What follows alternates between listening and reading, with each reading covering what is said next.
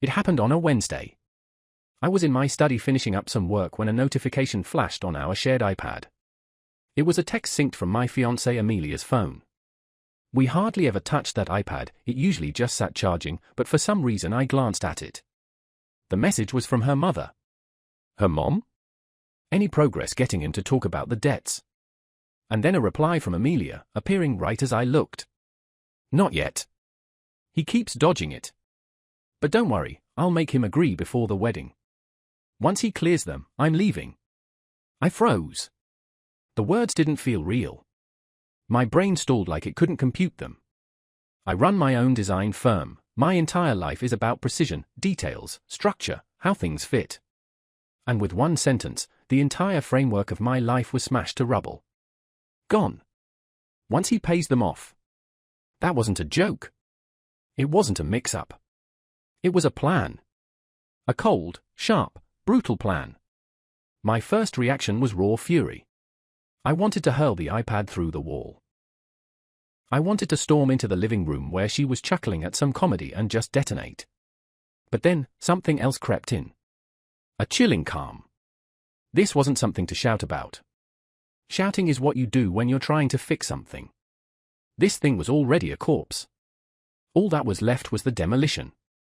I snapped a photo of the screen. Emailed it to myself. Then I scrolled further. And further. She'd been reckless, so sure that her quiet, steady fiancé would never snoop.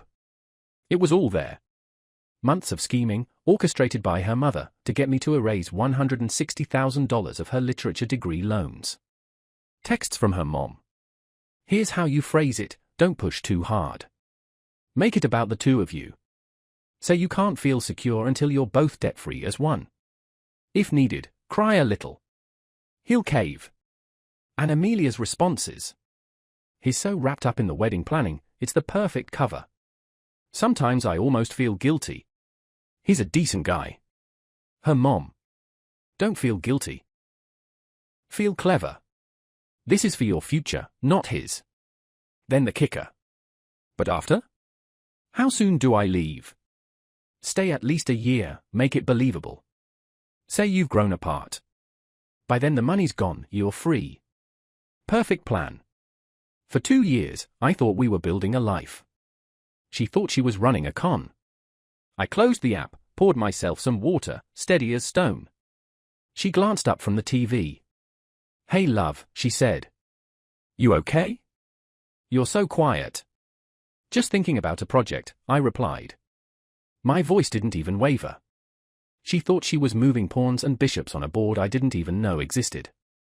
She had no clue I'd just seen the entire match, every move, every ending. And I was about to flip the board. Update 1.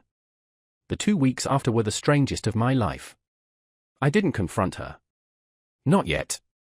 Confronting meant drama, fake sobs, empty promises. I don't do messy. I do precise. Final. I gathered proof. Every text.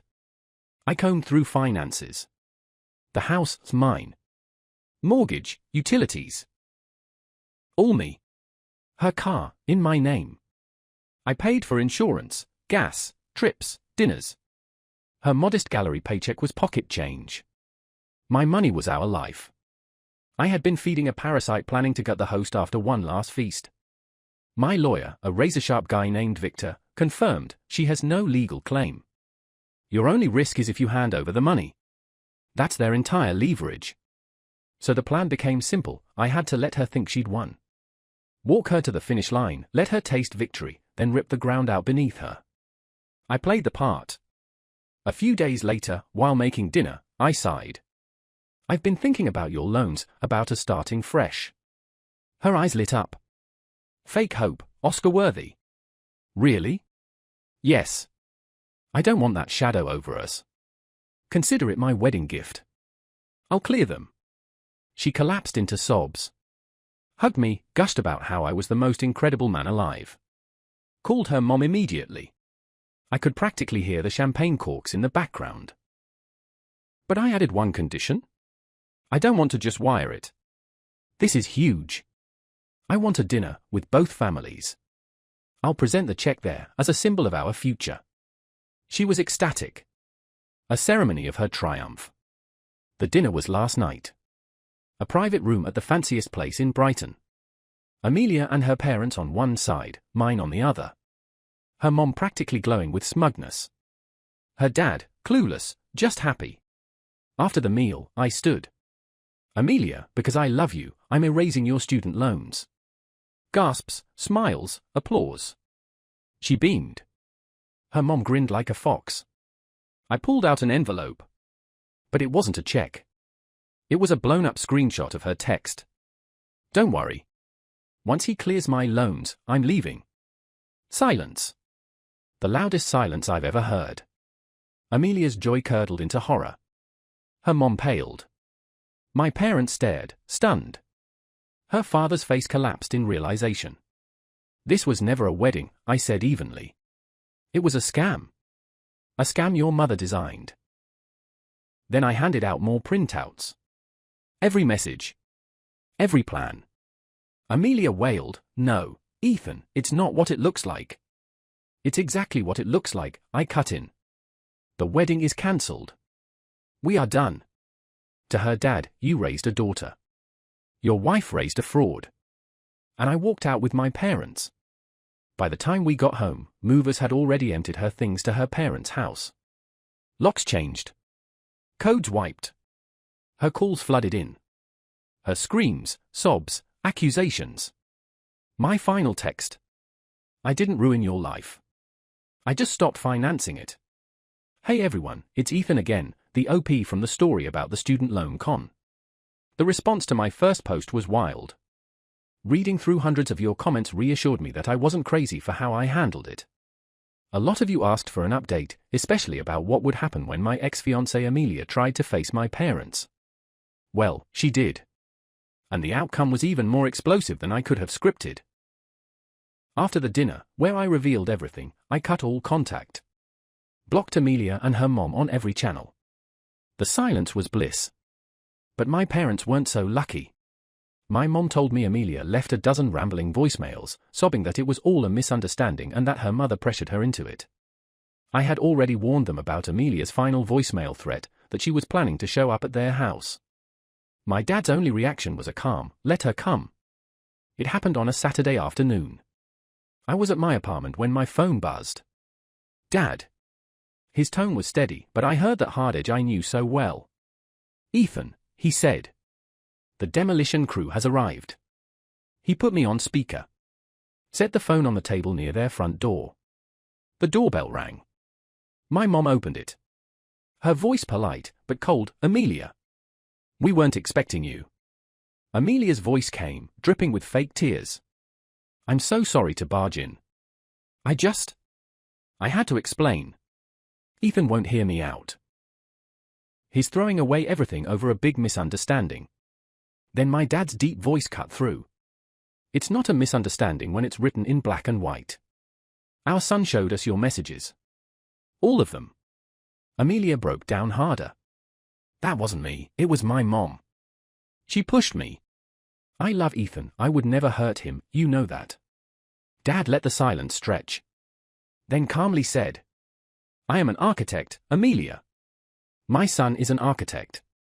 We construct things, buildings, families, trust. The first rule is always the foundation. You don't build on sand. You don't build on lies. And you don't build on blueprints of deceit.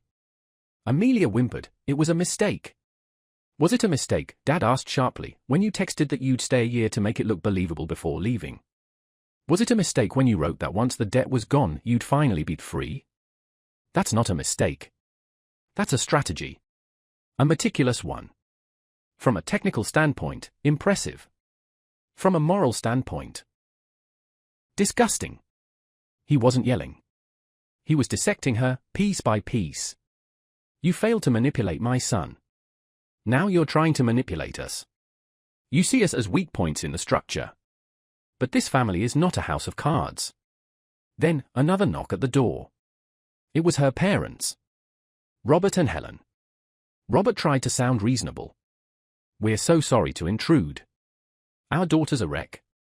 This is all a massive misunderstanding. I think Ethan just overreacted. Dad cut him off, voice like steel. Overreacted? Robert, I saw the texts. Your wife coached your daughter step by step on how to trap my son into paying off her debt. Did you know about this? Robert puffed his chest, indignant, of course not. I'm shocked too.